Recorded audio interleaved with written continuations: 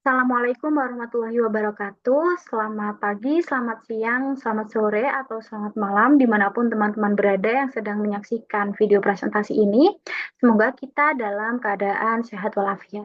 Perkenalkan, saya Sinta Nuriyah Mahbubih Royani, NIM 2403181808732, akan mempresentasikan submakalah mengenai implikasi proses kognitif kompleks, yaitu pada Project Based Learning atau PJBL, metakognitif, critical thinking, dan thinking skill. Tentu saja teman-teman sudah tidak asing ya dengan istilah-istilah ini. Nah, di sini saya akan memperjelas kembali bagaimana implikasi proses kognitif kompleks tersebut.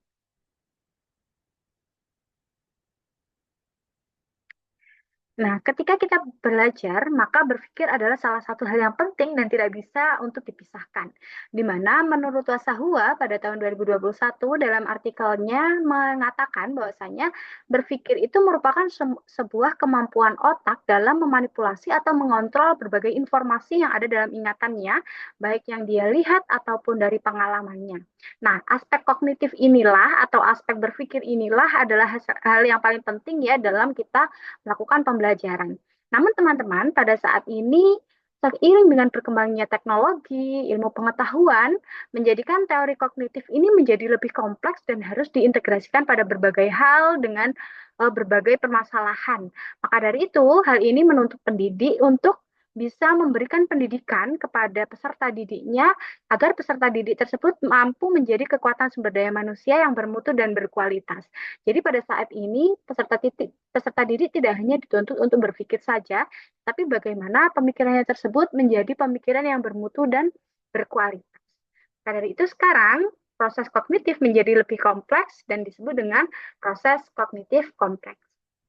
Pada pembahasan kali ini, kita akan membahas 4 rumusan masalah berdasarkan latar belakang tadi, yaitu yang pertama, bagaimana langkah-langkah, kelebihan dan kekurangan model project-based learning, pendekatan metakognitif, critical thinking, dan thinking skill. Nah, berdasarkan dengan rumusan tadi, maka tujuannya adalah menjelaskan definisi langkah-langkah, kelebihan, dan kekurangan pada project-based learning, pembelajaran metakognitif, critical thinking, dan thinking skill. Nah, untuk yang pertama, di sini ada project based learning. Sebagaimana namanya ya, model belajar project based learning atau PJBL ini adalah suatu model belajar di mana siswa bekerja secara nyata dalam memahami suatu permasalahan dan menciptakan atau meng-create sebuah produk guna menyelesaikan permasalahan tersebut.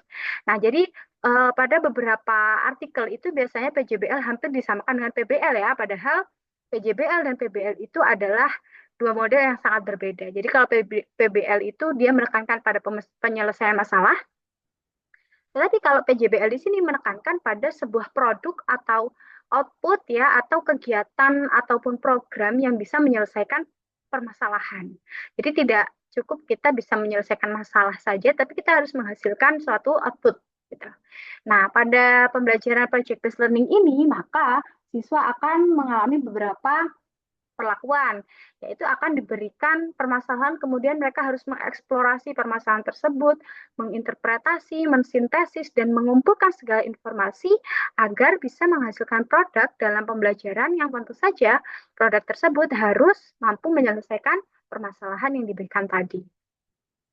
Maka dari itu terdapat 6 tahapan atau 6 sintaks pada project based learning, yaitu yang pertama pertanyaan mendasar. Ya. Jadi diberikan pertanyaan, kemudian setelah itu siswa atau peserta didik akan mendesain bagaimana perencanaan produk yang akan mereka kembangkan, sehingga mereka akan kemudian menyusun jadwal pembuatannya, apa saja bahan-bahan atau alat yang dibutuhkan mungkin. Nah, kemudian akan dimonitoring oleh guru bagaimana keaktifan dan perkembangan proyeknya. Nah, setelah itu, setelah proyek jadi, tentu saja tidak langsung digunakan, tetapi harus diuji dulu. Nah, dari sini makanya ada tahapan menguji hasil, dan yang terakhir mengevaluasi pembelajaran.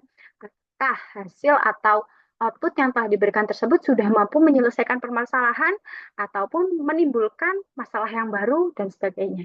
Jadi evaluasi pembelajaran di sini adalah satu akhir yang cukup penting. Nah, yang kedua, di sini ada pendekatan metakognitif. Menurut Etkin dan Kauja pada tahun 2016, di bukunya halaman 356 mendefinisikan bahwasanya metakognisi itu adalah kemampuan seorang manusia dalam memikirkan cara atau proses berpikirnya sendiri. Ya, mungkin ini kata-katanya agak rumit, tetapi bagaimana sih kita itu bisa berpikir gitu ya. Itu kita pikirkan pada suatu pemikiran yang disebut dengan metakognitif. Nah, di sini bisa juga diartikan sebagai suatu proses kita mengetahui diri kita sendiri sebagai individu yang sedang belajar.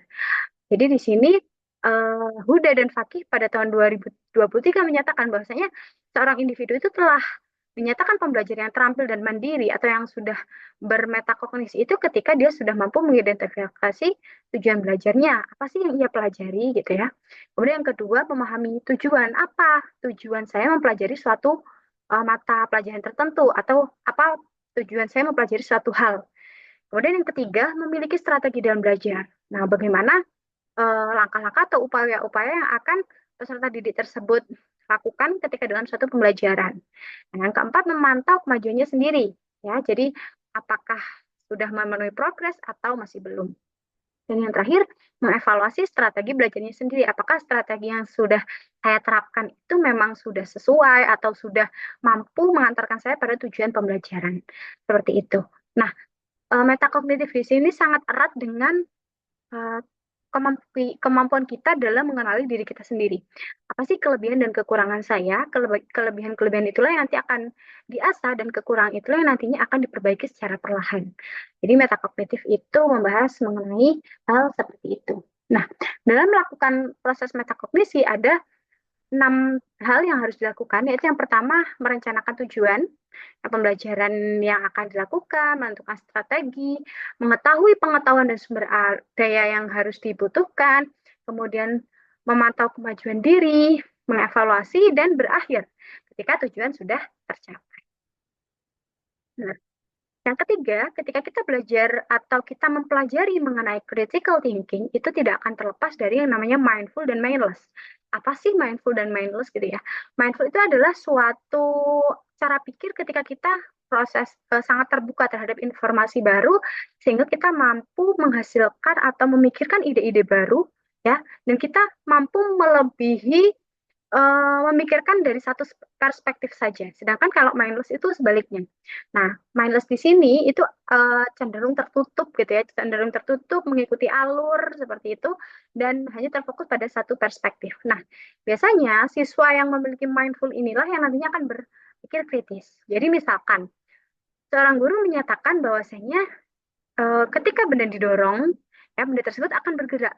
Nah, siswa yang berpikir secara mindless mungkin dia akan menerima saja bahwasanya oh iya, tentu saja kalau didorong itu akan bergerak. Tapi siswa yang mindful dia akan berpikir melebihi itu. Dia akan bukan pada dia menerima informasi secara serta-merta, tetapi dia mencari bukti-bukti yang bisa mendukung informasi tersebut atau mencari sesuatu hal kalau itu tidak demikian apakah juga bekerja. Misalkan dengan pertanyaan tadi, ketika suatu benda didorong maka benda akan bergerak. Tetapi siswa yang mindful itu mungkin dia akan berpikir kalau bendanya berat saya kecil, saya mau mendorong dengan sekuat apapun tidak akan bergerak. Nah, jadi dia sekritis itu dalam mengkritiki atau memberikan feedback ya terhadap pengetahuan yang dia ajarkan. Nah, di sini guru tidak harus memberikan pertanyaan-pertanyaan atau pernyataan-pernyataan yang memiliki beberapa atau hanya satu sudut pandang gitu ya, tetapi memberikan pertanyaan yang memiliki beberapa sudut pandang sehingga nanti siswa bisa saling berdiskusi, mungkin berdebat gitu ya. Dan kita harus artikan bahwasanya berdebat di sini bukan berdebat yang berbau-bau politik atau menuju pada ranah negatif, tetapi pada ranah positif, di mana melalui diskusi dan debat tersebut pasti cara berpikir kritis siswa itu juga akan dipertajam seperti itu. Nah, makanya Peter pada tahun 2012 dalam bukunya itu memberikan langkah-langkah berpikir kritis ya, yang disusun dengan 6 langkah yang disebut ideals atau ideals. Yang pertama ada identify, ya itu menyebutkan pokok-pokok permasalahan, kemudian ada define, apa sih fakta-fakta yang membatasi masalah. Tentu saja setiap kita mengkaji masalah harus dibatasi. Karena kalau tidak dibatasi, mungkin nanti alur yang akan kita lakukan itu tidak terarah. Kemudian yang ketiga ada emerate. Kemudian ada analyze, list, dan self-correct. Nah, 6 langkah ini harus dilakukan secara sistematis dan urut agar apa? Agar proses critical thinking itu juga bisa terwujud secara optimal. Nah, yang terakhir di sini ada thinking skill atau kemampuan berpikir. Ketika kita belajar atau mempelajari tentang thinking skill, tidak akan lepas dari yang namanya taksonomi Bloom ya, yang sekarang sudah direvisi ya oleh Anderson menjadi 6 tahapan ya, yaitu dibagi menjadi 3 kelompok besar. Seperti pada gambar ini ada lower order thinking, middle order thinking level, sama higher order thinking level. Nah, satu yang terbawah itu merupakan pengetahuan sangat dasar sekali, di mana siswa di situ hanya mengingat, ya, kita memberikan informasi, kemudian siswa mengingatnya. Tetapi kalau middle order thinking skill ya itu sudah di atasnya lagi, di mana siswa mulai memahami, mengaplikasikannya gitu ya. Jadi tidak hanya mengingat, tapi juga memahami dan mengaplikasikannya. Nah, kemudian, yang ketiga ini higher order thinking skill ya atau HOTS biasanya ya itu yang pada saat ini sedang digembor-gemborkan oleh para peneliti pendidikan karena sekarang pendidikan sudah harus arahnya kepada higher order thinking. Jadi kita menuntut siswa kita tidak hanya untuk mengingat, mengaplikasikan atau memahami, tetapi harus menganalisis, mengevaluasi, gitu ya, dan menciptakan. Maka dari itu istilah-istilah yang biasanya digunakan dalam persoalan itu bukan lagi apa yang dimaksud dengan A, B, C, atau sebutkan langkah-langkah dari A, B, C, tetapi bagaimana menurut pendapat Anda apabila kegiatan A, B, C tersebut diintegrasikan, gitu ya. Kemudian apa yang harus kita buat atau kita rencanakan untuk memberhasilkan proses A, B, C, gitu. Jadi pemilihan kata atau istilah dalam soal-soal itu sangat diperlukan di sini untuk menggiring siswa pada higher order thinking level. Itu. Nah, ini ya. Jadi kalau kita berbicara tentang higher order thinking level atau higher order thinking skill, itu kita membahas mengenai 2 proses berpikir, yaitu critical thinking dan creative thinking. Nah, higher order thinking skill itu adalah kemampuan berpikir tingkat tinggi yang menekankan pada itu tadi, critical dan creative thinking-nya. Untuk apa? Untuk mengolah suatu data dan informasi agar bisa menyelesaikan permasalahan yang biasanya out of the box gitu ya. Jadi tidak mengikuti alur, tetapi mereka punya cara tersendiri atau cara-cara kreatif dan inovasi baru dalam menyelesaikan suatu permasalahan. Nah, maka dari penjelasan tadi dapat disimpulkan ya bahwasanya pada pembahasan kali ini kita sudah membahas mengenai 4 implikasi kognitif kompleks dalam pendidikan, yaitu ada project based learning atau PJBL, kemudian metakognisi, critical thinking, dan thinking skill. Nah, setiap model ini memiliki sintaks dan ciri-ciri tertentu serta langkah-langkah tertentu. Maka dari itu, untuk lebih memahaminya, teman-teman bisa membaca maksud makalah yang sudah saya berikan ya pada link di si pecah.